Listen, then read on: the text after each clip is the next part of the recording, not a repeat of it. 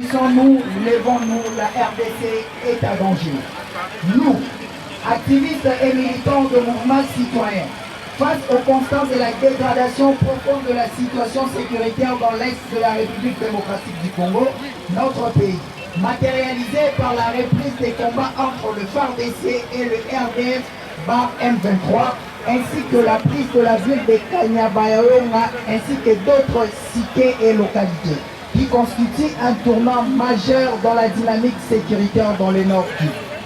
Face à ces développements équintants, nous relevons les constats ci-après. 1. La paralysie dangereuse de l'opinion publique nationale qui paraît tétanisée après la chute de certaines cités et localités qui dénotent d'une démobilisation et d'un désarmement moral dangereux en un moment si crucial de notre histoire, et qu'il devient impérieux de sortir de cette léthargie en rappelant à la conscience nationale sur l'impératif existentiel de former aujourd'hui un seul bloc pour défendre la patrie en danger.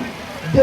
La difficulté pour la classe politique RD congolaise de parler d'une seule voix à ce moment où le pays a le plus besoin d'unité et de mobilisation générale de tous ses enfants, indifféremment de nos appartenances politiques, religieuses ou sociales. 3.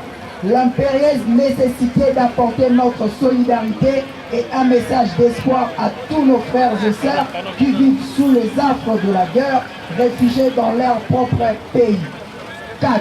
La nécessité pour nous de nous adresser encore une fois à la communauté internationale et aux membres du Conseil de sécurité des Nations Unies que nous, Congolais, nous n'accepterons jamais la balkanisation et l'occupation de notre territoire.